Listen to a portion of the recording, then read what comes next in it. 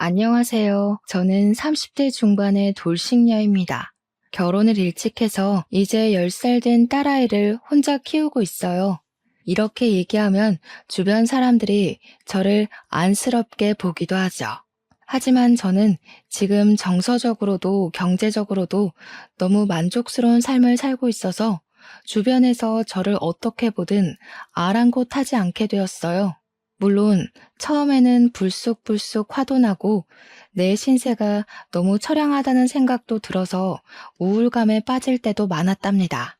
이혼하기까지의 일들을 생각하면 너무 충격적인 일들의 연속이었거든요. 그런데 모든 상황이 정리되고 보니 비로소 내 삶을 찾은 듯해 도리어 이혼하길 잘했다는 생각이 들더라고요.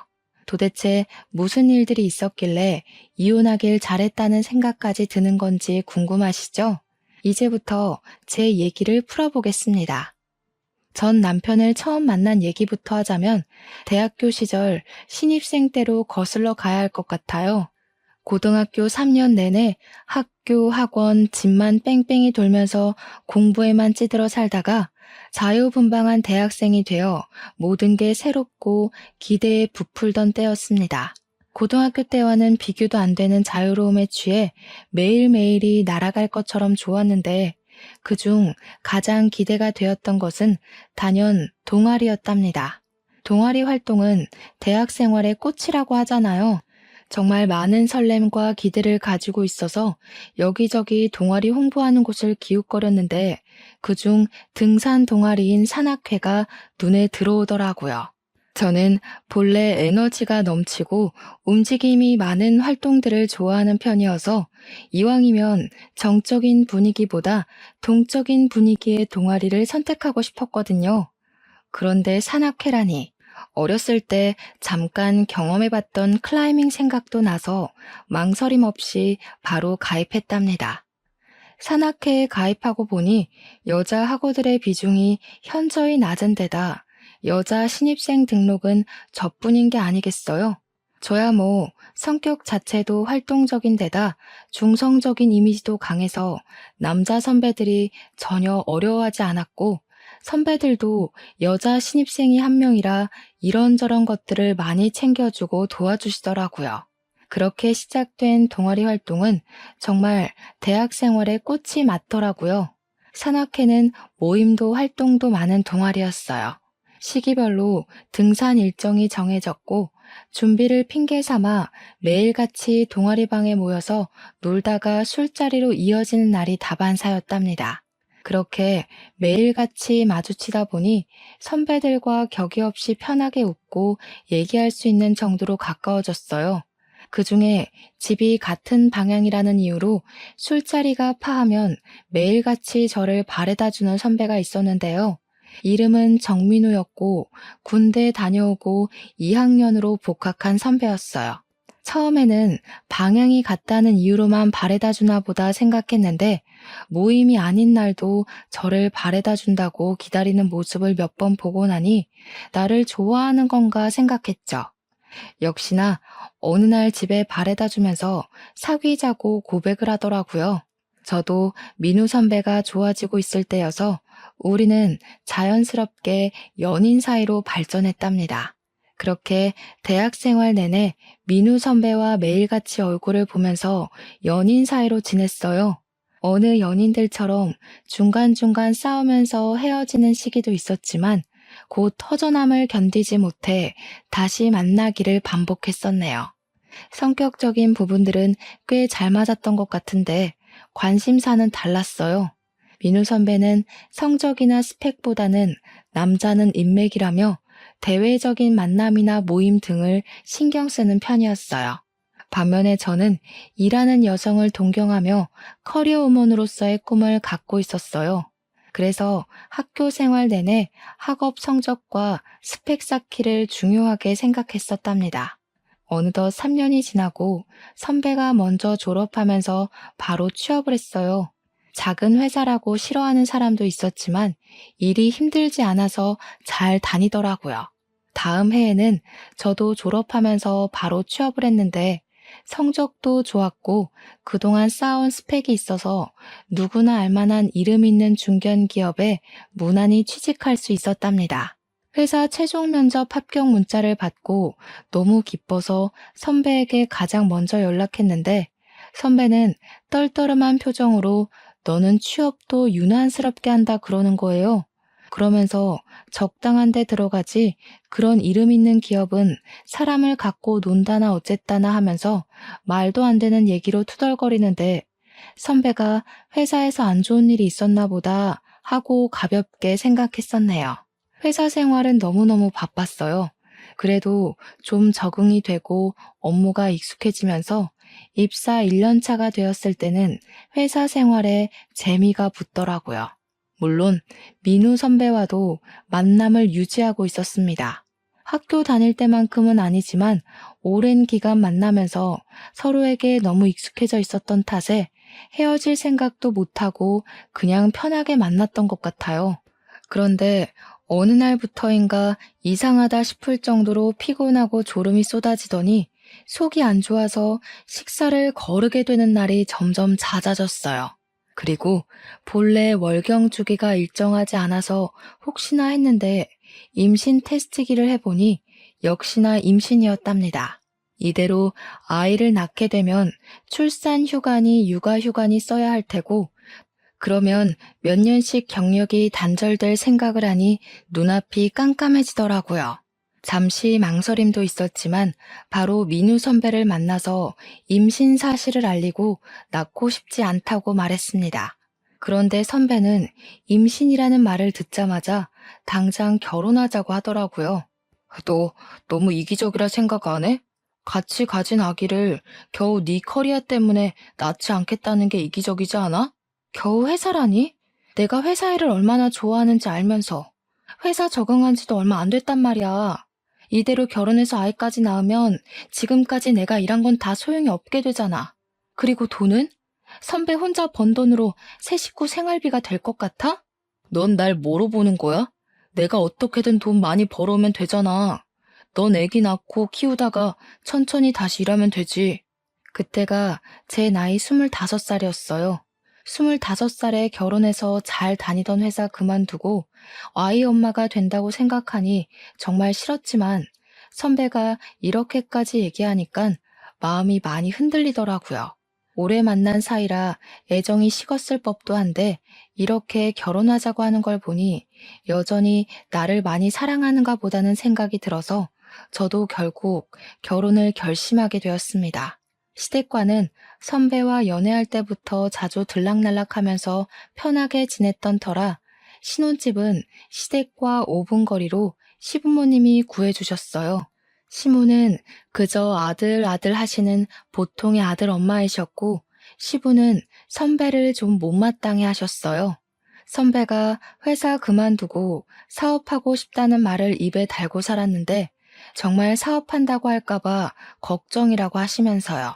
그도 그럴 것이 자유롭게 환경에서 운동을 했던 사람이라 회사의 조직적인 분위기를 싫어했고 사업하고 싶다는 말을 입버릇처럼 했어요.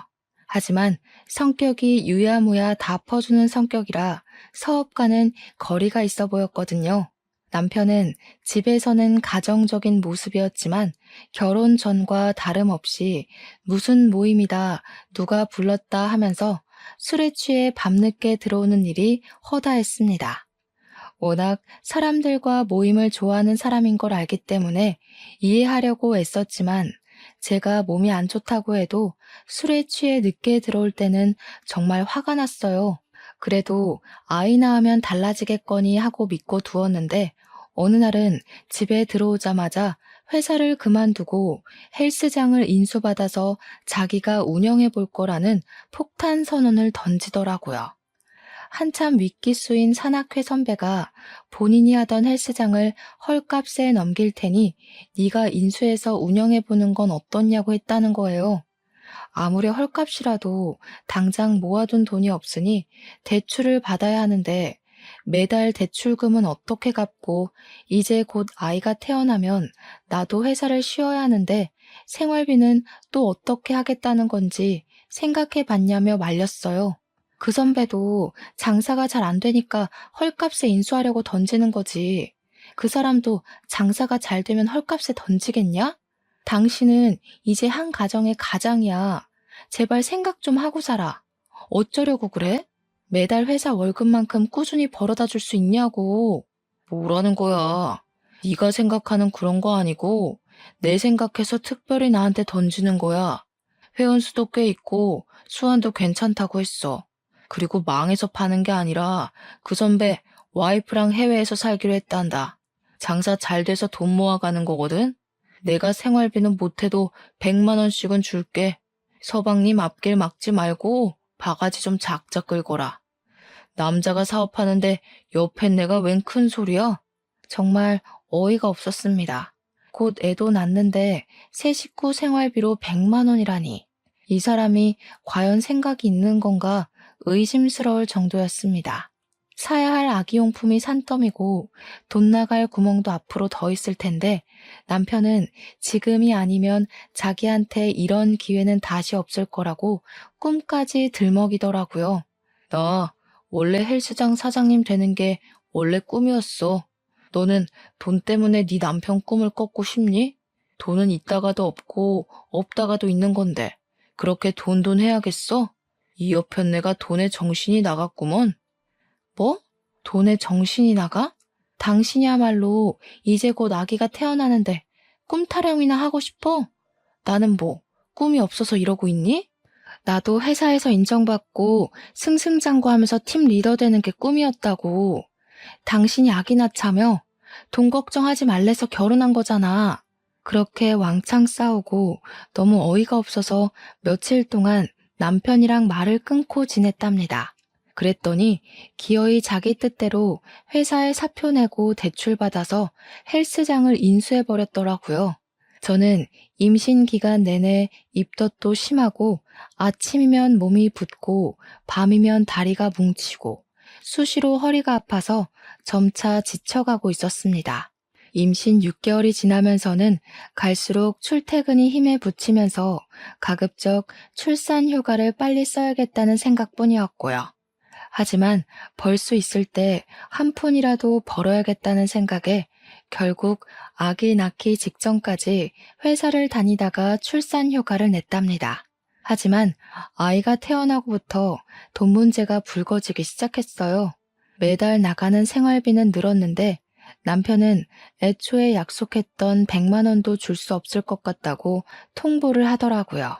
헬스장 운영비에 인수할 때 받은 대출금의 이자까지 내고 나면 남는 돈이 없는 걸 어떡하냐고 그랬어요.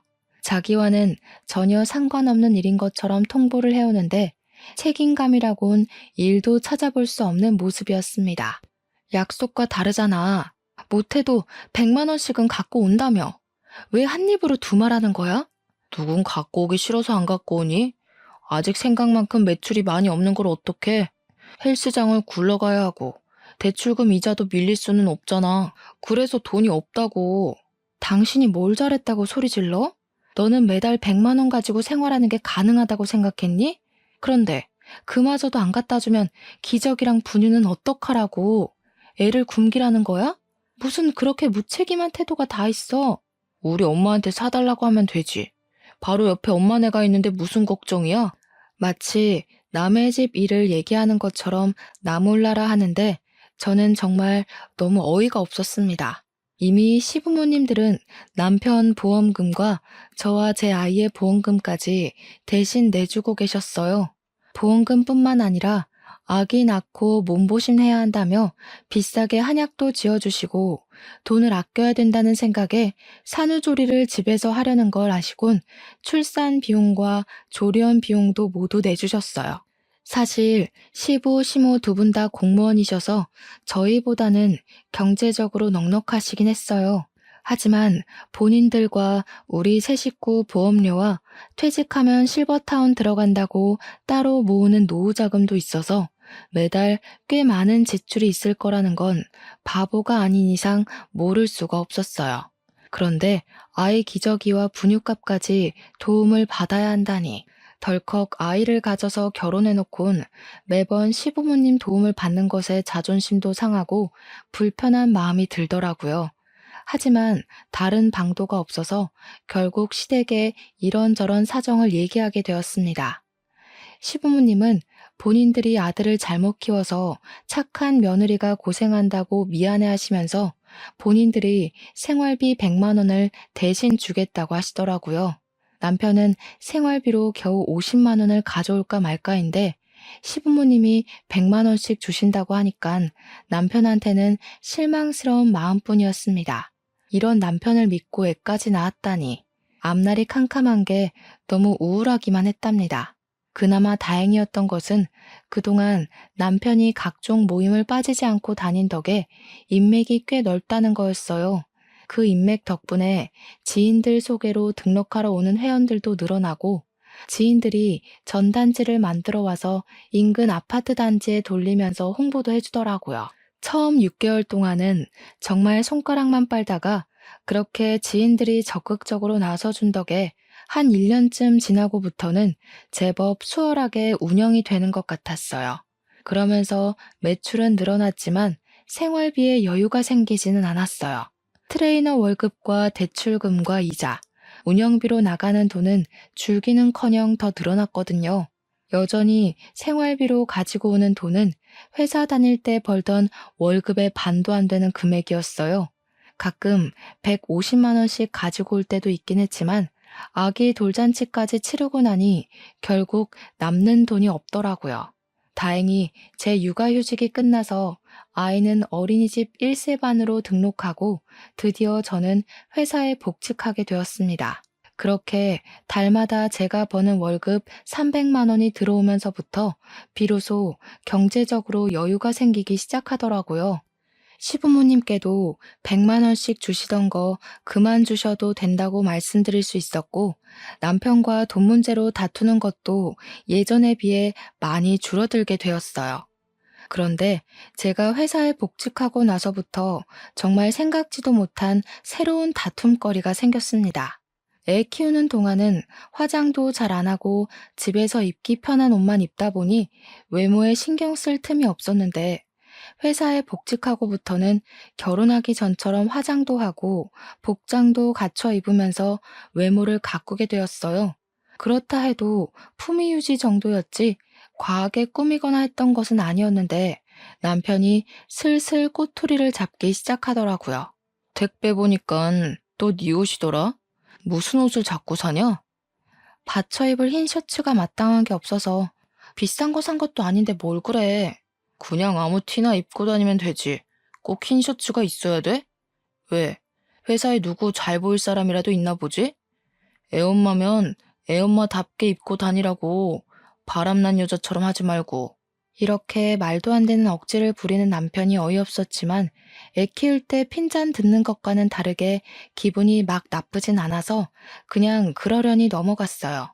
그런데 문제가 그런 다툼 몇 번으로 끝나지 않더라고요. 제가 다니는 회사는 회식이 잦은 편이었습니다. 그룹별, 팀별, 동아리별, 동기별, 직급별 등 회식 공지가 자주 올라왔어요. 모든 회식에 꼭 참석해야 하는 것은 아니었지만 저는 가급적이면 직급 높은 상사들이 참석하는 회식이나 친한 동기들끼리 갖는 회식은 꼭 참석하려고 했어요. 진급에 대한 희망을 갖고 있었기 때문에 직급이 높은 상사들한테 일 잘하고 적극적인 직원으로 인정받고 싶었거든요. 제가 회사를 다닌다고 했을 때부터 아이는 시부모님들이 봐주시기로 했기 때문에 그 부분도 걱정이 없었고요. 문제는 남편이었습니다. 제가 회식이 있다고 하면 헬스장에서 일을 하고 있다가도 30분 단위로 전화를 하면서 아직도 술 마시냐고 타박이었습니다. 오늘 또 회식이야? 너 회식 때문에 회사 가냐? 무슨 여자가 허구한 날 회식이라고 술만 마시고 다녀? 무슨 소리야. 돈 벌러 회사 다니는 사람한테 그 월급으로 우리 생활비 쓰는 거 몰라서 그래? 남편은 헬스장 하는데 넌 그 잘난 회사 다니면서 돈 번다고 지금 생색내는 거야? 번지르르한 남자들이랑 같이 일하니까 남편이 우스운가 봐? 거기 남자들 대기업 다닌다고 겉으론 점잖은 척 똑똑한 척이지 속은 다 쓰레기고 늑대야. 여자들 옆에 앉혀놓고 술 마시려고 회식 그런 거나 하는 거라고. 그런 자리에 꼭 끼고 싶냐? 당장 들어와. 다른 사람들이 다 당신 같은 줄 아나 보지? 당신이 헬스장에 운동하러 오는 여자들 보면서 늑대 같은 생각만 하니깐 다른 사람도 다 그렇게 본다고 믿는 거잖아, 지금. 에이씨, 지금 말 다 했어? 그냥 네가 회식을 안 가면 되잖아. 자꾸 그런 식으로 회식을 술 마시고 늦게 오는 자리로만 몰아가고 화를 내니까 나중에는 저도 오기가 생기더라고요.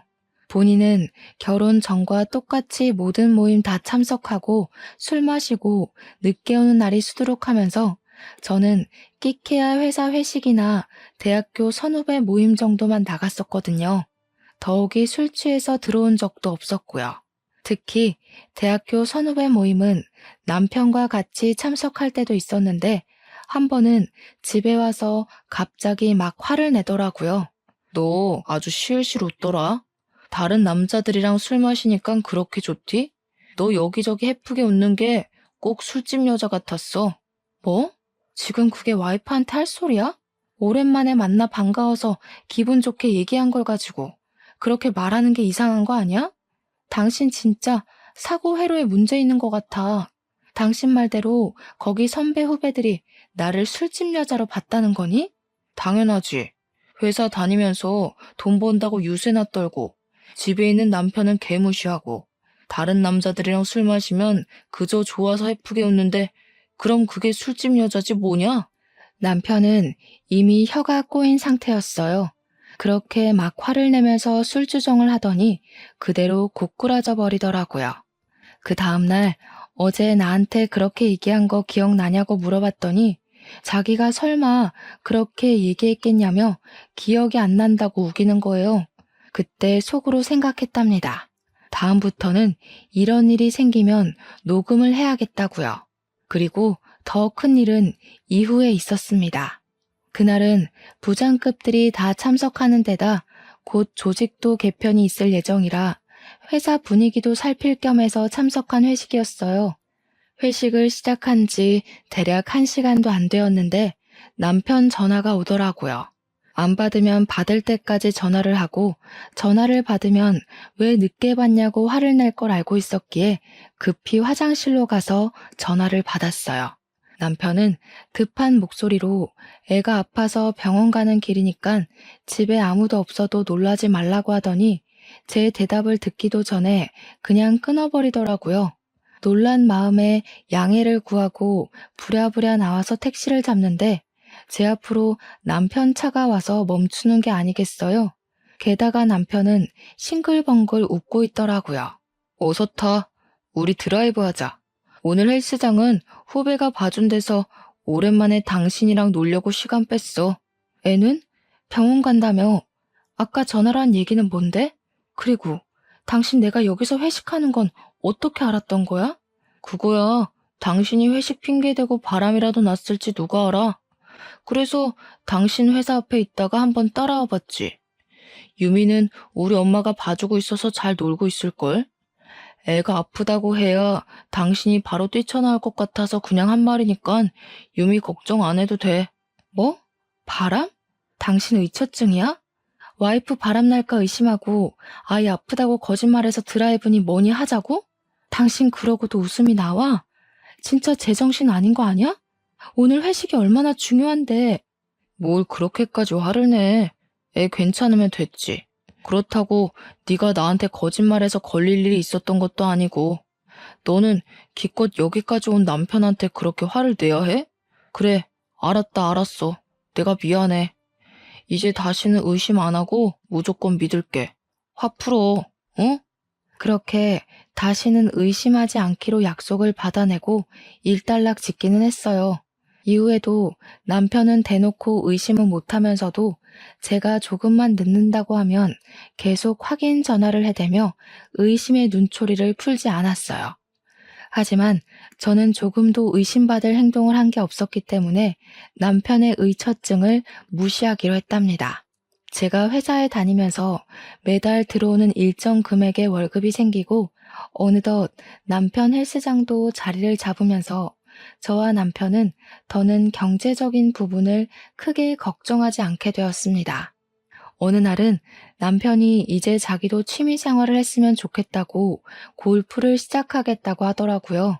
그동안 저는 남편이 헬스장을 운영하는데도 불구하고 회사 다니랴 집안일 하랴 아이 보랴 존체 운동할 시간을 낼 수 없어서 헬스장 근처에도 못 가고 있는데 남편이 취미 생활로 골프를 시작하겠다니 기가 막히더라고요.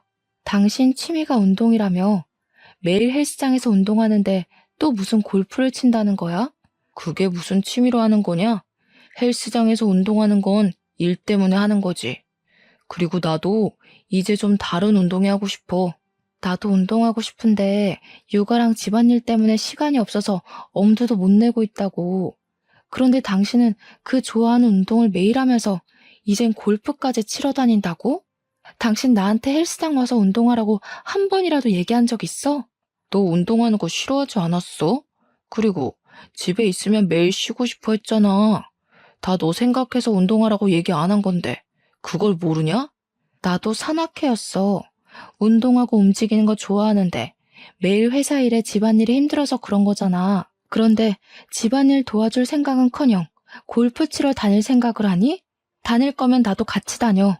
같이 다니면 유미는? 너는 주말에도 시댁에 애 맡기고 놀러 다닐 생각하고 있는 거야?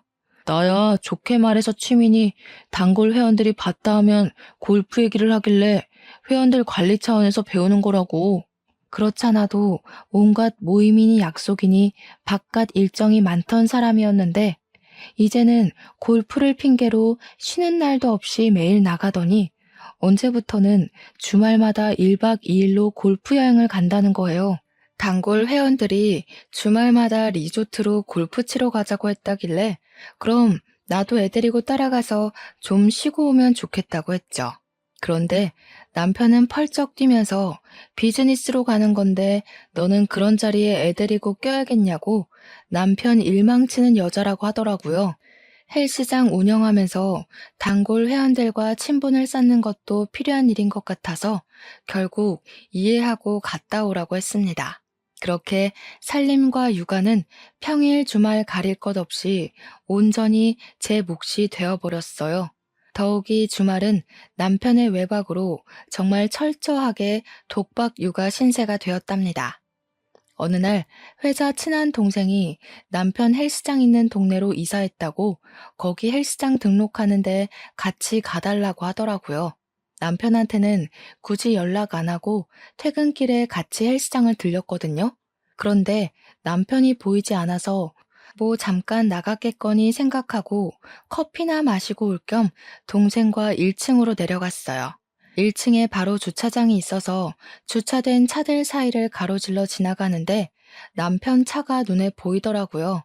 차 안이 잘 보이는 상태는 아니었는데 여자 육감이란 게 뭔지 저도 모르게 남편 차 쪽으로 다가갔어요. 그런데 남편이 차 안에서 어떤 여자와 입을 맞추고 있는 게 아니겠어요? 얼마나 열정적으로 하고 있는지 제가 차 안을 들여다보는 줄도 모르더라고요. 너무 놀라서 다른 차 사이로 몸을 숨겼는데 마침 어린 여자애와 남편이 차에서 내리더라고요. 어린 여자애는 헬스장 직원 복장을 하고 있었는데 보아하니 카운터 알바인 것 같았어요. 우습게도 주변 시선을 의식해서인지 둘은 가볍게 눈빛을 주고받고는 각자 떨어져서 건물 안으로 사라지더라고요. 옆에 있던 친한 동생도 내가 당황하는 걸 보더니 바로 눈치채고 배고픈데 밥이나 먹자고 해서 그날은 헬스장에 다시 올라가지 않았어요. 분명 저 어린 아르바이트생과 바람이 났는데 증거도 없이 무작정 실토하라고 할 수는 없어서 요리조리 고민하고 알아보다가 소형 녹음기를 설치하기로 했습니다. 조수석 쪽에 눈치채지 못하도록 소형 녹음기를 두었다가 3일 뒤쯤 들어보았는데 역시나 그 어린 아르바이트생과 오빠 자기야 하면서 얘기하는데 누가 들어도 연인들의 대화가 들렸어요. 앳돼 보여서 어린 줄만 알았는데 대화를 들어보니 그 여자애도 남편이 있더라고요. 유부남 유부녀끼리 그것도 나이 차이가 10살은 넘게 나면서 오빠 자기야 하는 걸 들으니 피가 거꾸로 솟는다는 게 이런 거구나 싶더라고요. 남편과 상간녀는 이번 주말에는 어디 펜션 예약했는데 거기 뷰가 어땠고 음식은 어땠고 하면서 떠드는데 말을 종합해보니 그동안 단골 회원들과 골프 여행을 갔던 게 아니라 이 어린 알바년과 밀월 여행을 갔던 거였어요. 저는 그것도 모르고 집안일에 육아까지 혼자 다 하고 주말 돼서 독박 육아했던 걸 생각하니 배신감에 눈물이 쏟아지더라고요. 단판을 지을 생각으로 헬스장 근처로 가서 남편을 불러내고 바람 피우는 거 알고 있다고 얘기를 했습니다. 처음에는 펄쩍 뛰면서 나보고는 의처증이라고 뭐라 하더니 너는 의부증이냐고 오리발을 내밀더라고요. 주말마다 딴짓하니깐 좋냐? 나 당신 거짓말하는 거 다 알고 온 거야. 오리발 적당히 내밀지. 갑자기 딴짓이라니. 단골 회원들이랑 골프 치러 가는 거 허락해놓고서는 갑자기 사람을 거짓말쟁이로 모는 건 뭐냐? 안 그래도 지금 바빠 죽겠는데 시답지 않은 얘기하려고 불러내기나 하고 나 헬스장 들어가 봐야 돼. 내 말 아직 안 끝났어. 들어가긴 어딜 들어가? 왜? 그 알바년이 지금 이 순간에도 보고 싶든? 아이고 참 유별난 사랑이다. 너 바람난 거 다 알고 있다고 말하러 온 거야. 그렇게 어린애랑 바람나서 주말마다 외박이나 하고. 정말 나한테 너무한 거 아니야? 야, 너 의부증이냐? 내가 걔랑 무슨 바람을 피운다고 그래. 헬스장 말아먹을 일 있어? 내가 직원이랑 바람나게. 너나 말 조심해. 실토할 기미 없이 자꾸 오리발을 내밀길래 녹음기를 틀어서 그간 둘이 했던 대화를 들려줬어요. 오빠, 저번 주말에 갔던 곳 침대가 너무 편했는데 이번에도 그런 곳으로 잘 고른 거 맞죠? 나 침대 불편하면 못 자니까 펜션 리뷰랑 이런 것도 잘 체크해야 돼. 알죠? 역시 오빠밖에 없어. 너 침대 불편하면 못 자는 거 알고 내가 항상 스위트룸 뺨치는 곳으로 예약하잖아. 이번에도 마음에 들 거야. 너랑 마실 와인도 완전 고급진 걸로 준비했으니까 기대하라고. 가만 듣고 있던 남편 얼굴이 사색이 되더니 갑자기 녹음기를 집어서 냅다 던지더라고요. 그러면서 도리어 적반하장식으로 저한테 막 화를 내는 거예요. 너 이게 뭐야? 남편 뒤낚이려고 이런 거 몰래 넣어둔 거지? 이 정신 나간 년. 야, 네가 지금 구린 게 있으니까 오히려 날 의심했나 봐. 이제 보니 너 아주 무서운 여자였구나. 둘이 같이 있는 걸 이미 봤는데 증거도 없이 실토하라고 할 수는 없잖아. 당신이야말로 자기가 이러고 다녀서 그동안 나 의심했던 건가 봐? 뭐라고? 그게 그거랑 같아? 남자가 여자 의심할 수도 있고 어쩌다 한번 바람필 수도 있고 그런 거지. 어쩌다 한 번인지 지금까지 여자 갈아치워가면서 바람 피웠는지 내가 어떻게 아니? 어디서 적반하장이야? 여보, 나 걔랑 바람 피우는 그런 관계 아니야. 걔가 어린 나이에 너무 일찍 결혼하고 남편은 뭔 공부를 한다나 그래서 걔가 그렇게 알바 뛰면서 뒷바라지 한다길래 기특해 보였어. 그렇게 고생하는 게 안 돼 보이고 하니까 한두 번 밥 사주고 그랬던 거지. 진짜로 걔랑 그렇게 그런 사이 아니야. 나 걔가 오빠 오빠 하면서 엉겨붙잖아. 자기 나 못 믿어? 그 말을 나보고 믿으라고? 그래서 그게 그렇게 좋았냐? 당신 헬스장 잘 되는 일이라면 내가 다 이해하고 참고 넘어갔는데 당신은 고마운 줄도 모르고 그따위 짓이나 하고 다닌 거야? 은혜도 모르는 등신 같은 놈. 이렇게까지 배은망덕할 줄 몰랐다. 뭐? 왜 내가 너한테 고마워해야 되는데?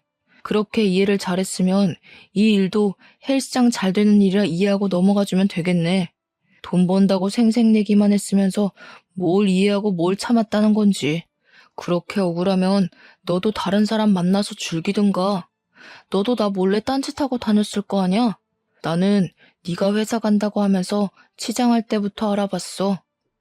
지금 나보고 맞바람이라도 피라는 거야?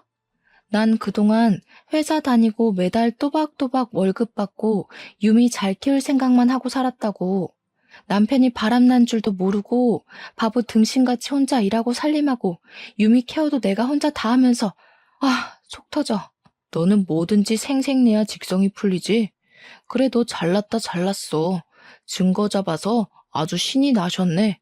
이런 적반하장이 어디 있을까 싶었지만 딸아이 생각해서라도 생각할 시간을 좀 가져야 할 것 같아서 일단 알바년과 헤어지라고 했습니다. 그랬더니 하는 말이 더 가관이더라고요. 어차피 알게 된 거 이번 주말에 여행만 갔다 오고 헤어질게. 펜션 예약한 거 취소 못한다고. 얼마나 비싸게 예약한 펜션인데. 내가 다른 여자랑 가려고 잡은 펜션인데 당신이 갈 것도 아니잖아. 어쨌든 헤어지기만 하면 되는 거 아니냐고. 한 번은 좀 이해해주라. 나도 당신 딴 남자 만나 즐기는 거 한 번은 이해해줄게. 너도 만날 수 있으면 한번 만나보든가. 그래? 나라고 못 즐길 것 같아? 알겠어. 나도 다른 사람 만나서 앞으로 즐기면서 살 거니까 신경 쓰지 마. 말은 그렇게 했지만 누굴 만나서 즐기고 싶다는 마음은 전혀 들지 않았어요. 더욱 기가 막혔던 것은 화나서 그냥 한 말인 줄 알았는데 주말에 정말 그 알바년이랑 여행을 갔다는 거예요. 더는 참을 수가 없었습니다. 그래서 그 다음날 상간녀가 퇴근하는 시간에 맞춰 헬스장 앞에 숨어 있다가 상간녀를 따라가 집을 알아두었어요. 그리고 다음날에 다시 상간녀 집 앞으로 갔어요. 잠시 앞에 있었던 그 집에서 어느 남자가 책이 많이 든 것처럼 무거워 보이는 가방을 메고 나오더라고요. 머리는 자연스레 헝클어져 있고 무릎이 튀어나온 운동복을 입은 채 터벅터벅 걷는 모양새가 영락없는 고시생 같아 보였습니다. 집 앞에서 바로 아는 체를 할 수가 없어서 좀 따라가다가 버스 정류장에서 말을 붙여보았어요. 당신 아내가 일하는 헬스장 사장 아내 되는 사람인데 내 남편과 당신 아내가 바람 피운다고. 직설적으로 얘기했더니 처음에는 저를 정신 나간 여자 보듯이 보는 것 같았어요. 안녕하세요. 저는 이지은이라고 합니다. 당신 아내가 일하고 있는 헬스장의 사장 와이프 되는 사람입니다. 아, 제 아내가 어디 카운터 알바 일을 한다고는 했는데 헬스장인지는 잘 모르겠네요. 그런데 저한테 무슨 볼일이시죠? 단도직입적으로 말씀드릴게요. 제 남편과 당신 아내가 바람이 났어요. 녹음 파일부터 들어보시는 건 어떠세요? 상간녀의 남편은 당황하는 기색을 보이더니 카페로 자리를 옮겨 이야기하자고 했습니다. 그리고 자리에 앉자마자 녹음본을 들려줬어요. 상간녀의 남편의 얼굴빛이 점점 안 좋아지더라고요. 아, 제 아내 목소리가 맞네요. 이 여자 전에도 바람 피운 걸 저한테 걸려서 제가 눈 딱 감고 용서해 준 적이 있었어요. 어쩐지 며칠간 친구 집에서 자고 온다 했더니 전부 거짓말이었나 보군요. 아무튼 그래서 당신은 어떡하실 생각이죠? 저는 이미 남편한테 너무 실망을 해서 이혼 생각 중이에요. 그런데 생각하면 할수록 너무 억울하고 화가 나서요. 그런데 당신도 당신 아내한테 실망이 이만저만이 아니실 것 같은데 굉장히 평안해 보이세요. 사실 이런 일이 또 일어날까 싶어서 예전부터 생각해 두었던 계획이 있었습니다. 맞바람을 피는 거죠. 제 아내도 저와 똑같은 기분을 느끼게 하고 싶었거든요. 우리 둘이 만나는 모습을 보이면 둘이 불같이 화내지 않을까요? 너무 좋은 생각이에요. 저도 제 남편에게 똑같은 기분을 느껴보라고 하고 싶었거든요. 혹시라도 나중에 이혼할 때 역으로 당할 수도 있겠다는 생각에 상간녀 남편과 차분히 계획을 세우고 CCTV로 증명이 되는 호텔을 찾아 미리 예약하고 그날 밤에 다시 만났습니다. 그리고 침대에서 둘이 다정이 있는 듯한 사진을 찍어서 각자 배우자한테 보냈더니 사진을 보내고 몇 분 안 돼서 남편한테 전화가 오더라고요. 너 이게 뭐야? 정신 나갔어? 야, 너 지금 어떤 새끼랑 있는 거야? 네가 아주 술집 여자처럼 되고 싶어서 발악을 하는구나. 네가 나도 다른 사람 만나서 즐기고 살라며. 당신이 바람 피우는 건 괜찮고 내가 그러면 술집 여자냐?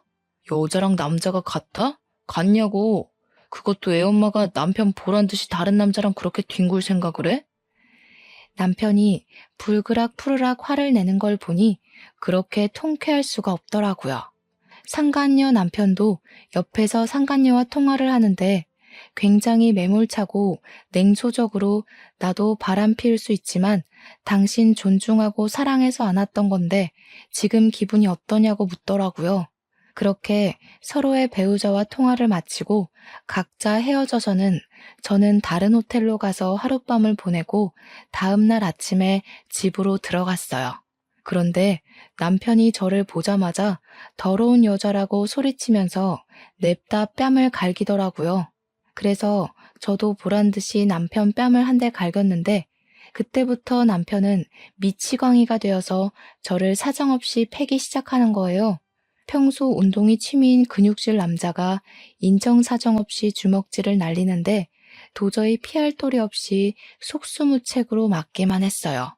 그러다 남편이 숨이 찼는지 잠깐 헐떡거리면서 멈추길래 없는 정신을 부여잡고 정신 나간 여자처럼 도망쳐 나왔습니다. 근처에 갈 곳이라곤 시댁뿐이라 시댁으로 도망쳤는데 시부 시모가 제 모습을 보시더니 아연실색하셨어요. 저는 남편이 개 패듯이 때렸다고 겨우 말하고는 그대로 정신을 잃었답니다. 결국 구급차를 부르고 난리가 아니었다고 했어요. 정신을 차려보니 치료가 끝난 상태로 병원 침대에 누워있더라고요. 그 상황이 너무 기가 막혀서 눈물조차도 나오지 않았습니다. 그 일을 계기로 시부모님이 모든 사실을 알게 되셨어요. 제가 폭행당한 모습을 보신 시부모님은 차마 이혼을 말리지도 못하고 그저 우리가 아들을 잘못 키워서 미안하다고만 하셨어요. 회사에는 2주가량의 병가를 냈고 친정 부모님께는 폭행 사실을 빼놓고 남편이 바람피워서 이혼하게 됐다 전화로 말씀드렸는데 친정엄마가 집으로 오겠다는 거예요. 아직 여기저기 멍투성이에 상처도 다 아물지 않았는데 이런 모습을 보고 기겁하실 엄마를 생각하니 그제야 눈물이 나오더라고요. 오신다는 걸 굳고 말리고 바로 일사천리로 이혼 절차를 진행했습니다. 모든 유책 사유가 남편한테 있었기 때문에 위자료의 양육권과 양육비까지 넉넉하게 받아서 이혼 서류에 도장을 찍을 수 있었어요. 그렇게 이혼 절차가 마무리되었지만 그날 폭력당한 기억이 쉽게 잊히지는 않았습니다. 억울하고 분한 마음에 불면증도 생기고 모든 생활이 엉망이 되면서 이대로는 안 되겠다 싶은 생각이 들더라고요. 그래서 두어 달 뒤 사람들이 가장 많이 운동하는 피크타임의 헬스장을 찾아갔습니다. 전 남편이 운동하는 사람들을 봐주다가 저를 보고는 눈이 휘둥그레져서 다가오려고 하더라고요. 저는 곧장 머리를 감싸쥐고 주저앉은 채 벌벌 떨면서 큰 소리로 울기 시작했습니다. 때리지 마세요. 때리지 마세요. 제발 때리지 마세요. 당신이 바람 피워서 그래서 그런 거였다고요. 야, 너 지금 여기서 뭐 하는 거야? 다 끝난 일 가지고 여기서 왜 이러는 건데? 여기 헬스장이라고, 내가 일하는 헬스장. 때리지 마세요. 때리지 마세요. 밤마다 당신이 꿈에 나와서 그날처럼 나를 때리고 짓밟고 있어요. 매일 밤마다 그날의 악몽을 꾼다고요. 제발 때리지 마세요. 제가 이렇게 빌게요. 제발요. 전 남편은 어쩔 줄 몰라 하며 말리기 위해 서둘러 다가오는데 옆에서 운동하다가 이 상황을 그대로 보고 있던 건장한 남자 두어 명이 남편 앞을 막아서더라고요. 그리고 위협적인 자세를 취하며 저를 때리지 못하게 막아주었습니다. 아니, 오해예요, 오해. 지금 저 여자가 쇼하는 거라고요. 나 물 먹이려고 쇼하는 거잖아요, 지금. 제발 때리지만 마세요. 제가 하란 대로 다 할게요. 당신이 때리고 나면 숨쉬기가 힘들어요. 이렇게 부탁해요.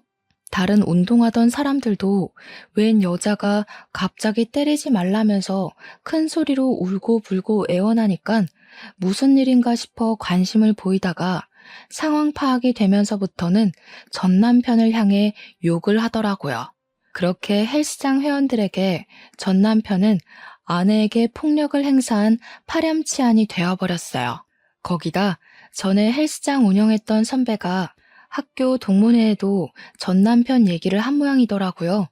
아는 선배와 후배들한테서 괜찮냐고 묻는 안부 연락이 몇 차례 와서 알게 되었네요. 헬스장은 바람 피운 폭력 남편이 사장이라는 소문이 퍼지면서 있던 회원들도 다 떨어져 나가고 결국 빚만 떠안고 문을 닫았다고 들었어요.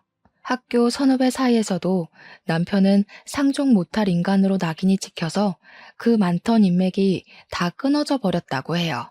이혼 소송이 마무리되고 헬스장을 찾아가 그렇게 한바탕 울고 났더니 억울하고 분한 마음이 조금은 풀리더라고요.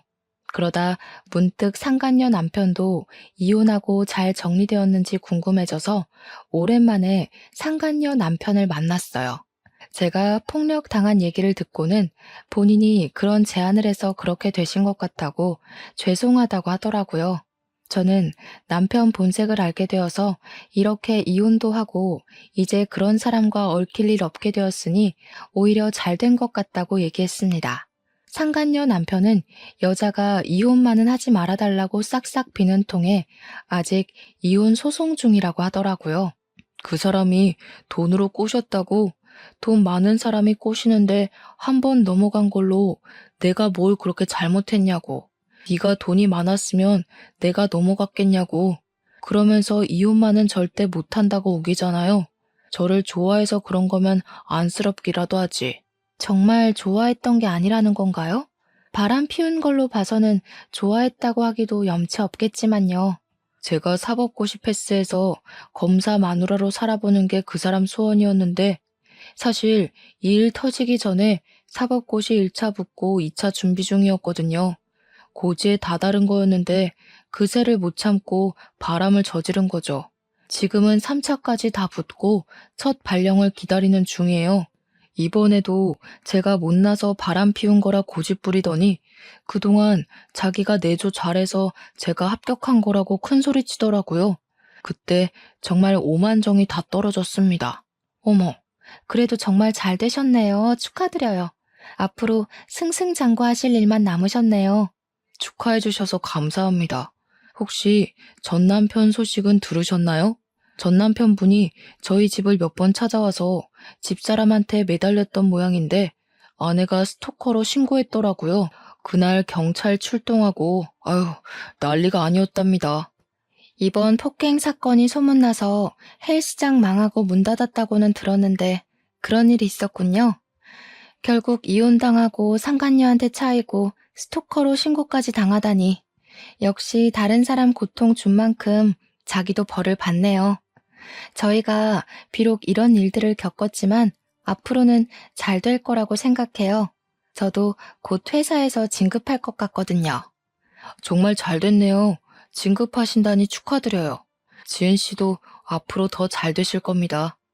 우리는 그렇게 이야기를 나누고 앞으로 더 잘 될 거라고 격려해주면서 헤어졌답니다. 어느 날 전 시모에게서 연락이 왔어요. 딱 한 번만 만나달라고 하시는데 거절할 수가 없겠는 거예요.